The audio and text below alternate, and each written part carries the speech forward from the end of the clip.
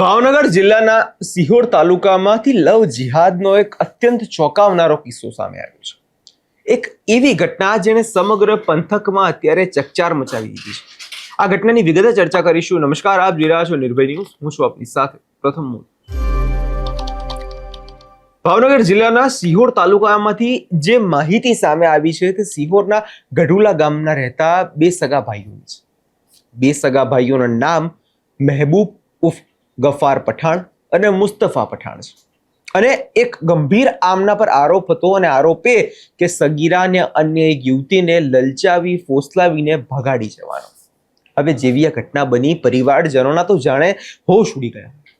દીકરીઓના ઘરમાં ન મળતા પરિવારે તાત્કાલિક ધોરણે પોલીસનો સંપર્ક કર્યો, અને અહીંથી જ શરૂ થાય છે કે આ પોલીસનું મોટું ઓપરેશન. સમય પસાર થઈ રહ્યો હતો અને દીકરીઓની સુરક્ષાનો સૌથી મોટો સવાલ અહીંયા સામે હતો. કારણ કે આવા કિસ્સાઓમાં જો સમયસર પગલાં લેવામાં ના આવે તો દીકરીઓ જતી રહેશે, હાથમાં ના આવે. કલ્પના કરો, એ પરિવારની સગીર વયની દીકરી અને અન્ય એક યુવતી અચાનક જ ગાયબ થઈ જાય. પરિવાર પર એ સમય શું વીતી હશે? જેવી પોલીસને આ ઘટનાની જાણ થઈ અને ઉમરાળા પોલીસ અને જે બરવાળા પોલીસ એકદમ એક્શન મોડમાં આવી ગઈ. આ સાથે જ હિન્દુ સંગઠન બજરંગ દળની ટીમ પણ આ દીકરીઓને બચાવવા માટે મેદાનમાં ઉતરી, અને આ ત્રણેય ટીમે સંયુક્ત રીતે એક ઓપરેશન શરૂ કર્યું. પોલીસ પાસે કોઈ ચોક્કસ લોકેશન નથી, પરંતુ હ્યુમન ઇન્ટેલિજન્સ અને બાતમીદારોના નેટવર્કને કારણે તાત્કાલિક આમાં કંઈક મળે એવું લાગતું હતું. પોલીસને બાતમી મળીને બંને આરોપીઓ યુવતીઓને લઈ સાળંગપુર તરફ ભાગ્યા હતા. બસ આ જ એક કડી મળતા પોલીસની ટીમે સાળંગપુર તરફ તમામ હાઈવે અને રસ્તાઓ પર નાકાબંધી અને સઘન ચેકિંગ જે છે શરૂ કરી દીધું હતું. તપાસનો ધમધમાટ ચાલુ થયો. પોલીસે એક પછી એક વિસ્તારોમાં ખૂંદવા માંડ્યા. આખરે કુંડળ નજીકના વિસ્તારમાં પોલીસને આરોપીનું લોકેશન ટ્રેસ કરવામાં સફળતા મળી. પરંતુ મિત્રો, આ કોઈ સામાન્ય જગ્યા નથી. આરોપીઓ એટલા ચાલાક હતા કે તેમણે મેઇન રોડ પરથી ભાગવાને બદલે કુંડળ નજીક આવેલા બાવળના ઘાટ અને કાંટાળા વિસ્તારમાં સંતાઈ ગયા હતા. તેઓ મુખ્ય રસ્તાથી અંદાજે 1.5 કિલોમીટર અંદર બાવળની ઝાડીઓમાં છુપાયા હતા.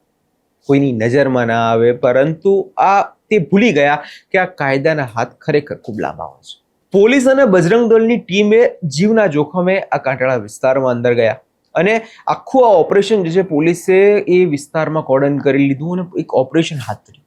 આખરે આ ગણતરીના 5 કલાકોની અંદર જ, હા મિત્રો, 5 કલાકની અંદર પોલીસે આ બંને નરાધમ ભાઈઓને પકડી પાડ્યા છે. મહેસૂલ અને મુસ્તફાને પોલીસે 5 કલાકની અંદર ઝડપી પાડ્યા. આ સાથે જ યુવતીઓને હેમખેમ સંપૂર્ણ રીતે સુરક્ષિત રીતે મુક્ત કરવામાં આવી. જ્યારે આ દીકરીઓ પોતાના પરિવારને પાછી મળી, ત્યારે પરિવારની આંખમાં એ આંસુ હતા તે પોલીસ પ્રત્યેના આભારના હતા. ઉમરાળા પોલીસે જરાય પણ વિલંબ કર્યા વગર આ મામલે પોક્સો એક્ટ હેઠળ સંબંધિત કલમો હેઠળ ગુનો નોંધીને બંને આરોપીઓને ધરપકડ કરી લીધી છે. અને આ બંને આરોપીઓ પોલીસના રિમાન્ડ પર છે અને આગળની સઘન પૂછપરછ ચાલુ છે. હવે આખા મામલાને લઈ પોલીસ દ્વારા શું કહેવામાં આવ્યું હતું એકવાર એ પણ સાંભળી લઈએ. જે રીતે આ ઘટના બની છે, કઈ રીતની ઘટના હતી અને શું? ગઈકાલે જે અપહૃત થયેલ દીકરીઓ છે એમના પરિવારજનોએ ઉમરાળા પોલીસ સ્ટેશન આવી અને જાહેરાત આપેલ કે એમની સગીર વયની દીકરી છે એમને મુસ્તફા નામનો જે વ્યક્તિ છે એ ભગાડીને લઈ ગયેલ છે. એ આધારે તાત્કાલિક અહીંયા ફરિયાદ નોંધી લેવામાં આવેલી. જે ફરિયાદી જે છે અને જે અપહૃત છે એ હિન્દુ ધર્મના હતા, અને જેની ઉપર આક્ષેપ હતો, આક્ષેપિત જે છે એ મુસ્લિમ ધર્મના હતા. એના કારણે આની સંવેદનશીલતા વધી જવાના કારણે તાત્કાલિક ધોરણે એમની શોધખોળ હાથ ધરવામાં આવી. પ્રાથમિક દ્રષ્ટિએ આરોપીઓ જે છે એ ગઢુલા ગામના રહેવાવાળા હોવાથી ત્યાં શોધખોળ કરેથી તે ઘરે હાજર નહીં મળેલા, એટલે ઉમરાળા પોલીસ સ્ટેશનની LCBની 4 થી 5 અલગ અલગ ટીમો બનાવી અને ભાવનગરના તમામ જે સંભવિત સ્થળો છે ત્યાં તાત્કાલિક તપાસ હાથ ધરવામાં આવી.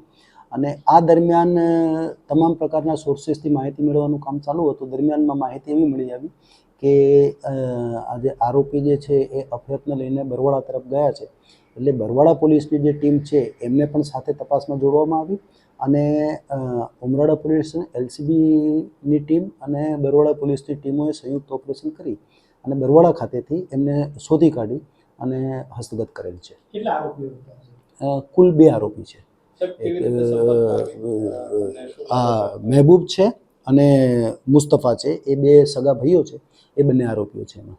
સંપર્કમાં દીકરીઓ કેવી રીતે આવી? સંપર્કમાં અસલમાં એવું છે કે એક દીકરી છે એને અહીંયા રાજકોટ હાઈવે ઉપર હરેશભાઈ કરીને એમનું એક દોરીનું કારખાનું છે, એના ઉપર જે આ દીકરીઓ છે એ પણ ત્યાં મજૂરી કામ કરતા હતા અને જે આરોપી છે એ પણ મજૂરી કામ કરતા હતા. તે વખતે જે આરોપી છે ને એ એકબીજાના સંપર્કમાં આવેલા અને ગયા વર્ષે પણ આ આરોપીએ આ દીકરીને આ જ રીતે ભગાડવાનો, અપહરણ કરવાનો ગુનો કરેલો. એ બાબતે ગયા વર્ષે ઉમરાળા પોલીસ સ્ટેશનમાં પણ ગુનો દાખલ થયેલો. એ બાબતે કાયદેસરની કાર્યવાહી કરેલી. આરોપી જેલમાં રહીને આવેલો છે અને પછી જામીન ઉપર છૂટ્યા પછી ફરીથી આ વસ્તુ કરી છે. એટલે એ ગુનામાં પણ આરોપીના જામીન રદ કરાવવાની કાર્યવાહી પણ અત્રેથી કરવામાં આવનાર છે. સર, અપહરણ કઈ જગ્યાએથી કરવામાં આવ્યું હતું, કેવી રીતના કરવામાં આવ્યું હતું, કેટલી સમયની અંદર પોલીસે ડિટેક્ટ કર્યું? આ અપહરણ જે કરવામાં આવેલું, જે ફરિયાદી છે એમના ગામ ખાતેથી, એમના ગામમાંથી રાત્રિના સમયે અપહરણ કરવામાં આવેલું હતું અને અપહરણ કરીને લઈ ગયા. એના પછી ગણતરીના કલાકોમાં એમને શોધી કાઢી અને હસ્તગત કરવામાં આવેલા છે. લગ્નની લાલચ આપવામાં આવી છે, તો જે દીકરી છે એને આઉટ ઓફ સ્ટેટ લઈ જવાની કોઈ પહેરવી? એ દિશામાં તપાસ ચાલુ છે અત્યારે અને તપાસ વિગતવાર થશે પછી એ વસ્તુ ખબર પડી શકશે.